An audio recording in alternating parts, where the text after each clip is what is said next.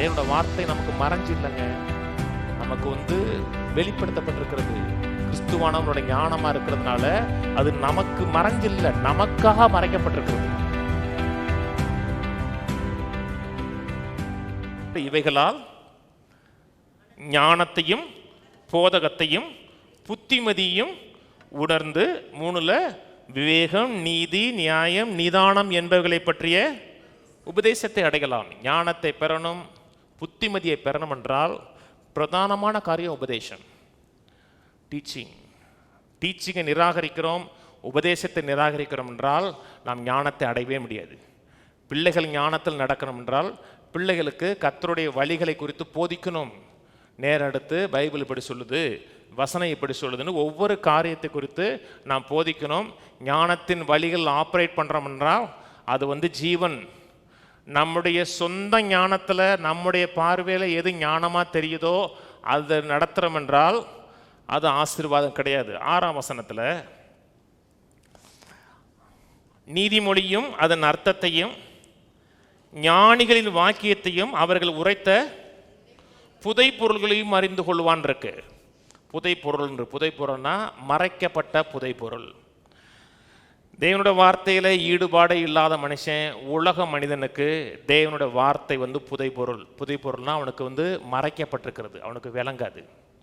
நீங்கள் என்னதான் எடுத்து எவ்வளோதான் விலைக்கு சொன்னாலும் அவனால் அதை அறிந்து கொள்ள மாட்டான். ஏன்னா அவனுக்குள்ள ரட்சிப்பு கிடையாது, தேவ ஆவியானவர் கிடையாது. அவனுக்கு அதை குறித்த வெளிச்சத்தை பெறுவது கஷ்டம். இன்னைக்கு அப்படிப்பட்ட ஜனங்கள் தான் நிறைய. தேவ ஞானத்தில் நடக்கிற மக்கள் ரொம்ப கம்மி. சபைக்கு போகிற மக்கள் கூட அவங்களுக்கு வேத வாக்கியங்கிறது மறைபொருளாக தான் இருக்குது. ஏன்னா அவங்களுக்கு அதை குறித்த வெளிச்சம் இல்லை, வாஞ்சை இல்லை. யார் வாஞ்சையாக இருக்கிறார்களோ, யார் ரட்சிக்கப்படுகிறது மட்டுமல்ல, யார் வாஞ்சையாக இருக்கிறார்களோ அவர்களுக்கு தான் அந்த ஹிடன் ட்ரூத், மறைந்திருக்கிற ரகசியம் வெளிப்படையாகும். எல்லாரும் போகிற போக்கிலே போகிறோம்னா அது நமக்கு தெரியாது. 1 கொரிந்தியர் இந்த பக்கம் வச்சுக்கோங்க, 1 கொரிந்தியர் 2:14.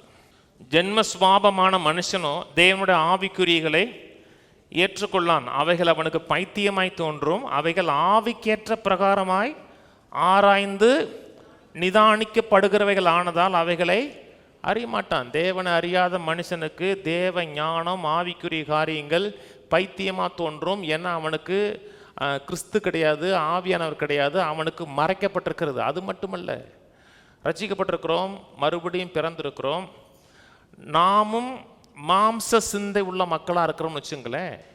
தேவனுடைய காரியங்களையும் அறியவும் முடியாது, அறியறதுக்கான வாய்ப்பும் கிடையாது.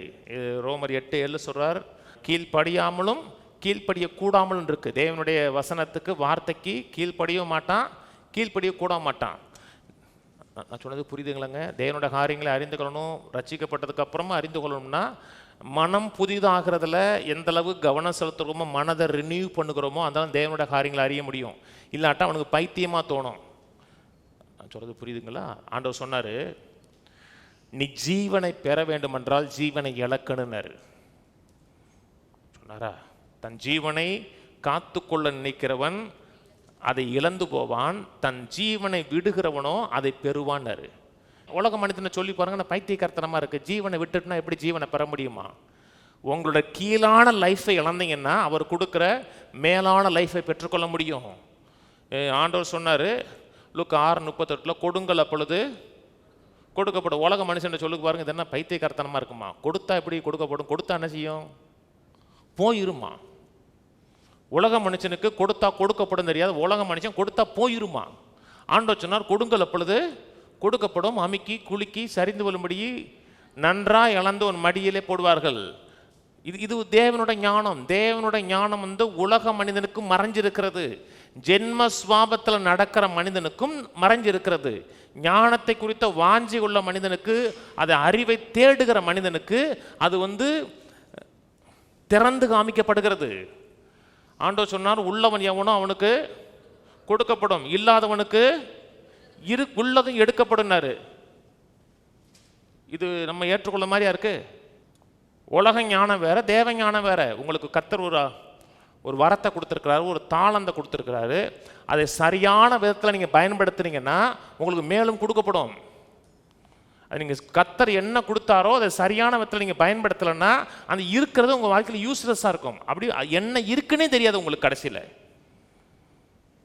உலக மனிதன் என்ன பண்ணால் இது பைத்தியக்காரன் கிடையாது, ஞானம். அது உங்கள் கொடுத்த பொட்டன்சியலை, அறிவை, தாளந்துகளை சரியான விதத்தில் பயன்படுத்துனீங்கன்னா கர்த்தர் மேலும் உங்களுக்கு அதிக பொட்டன்சியலை ரிலீஸ் பண்ணுவார்.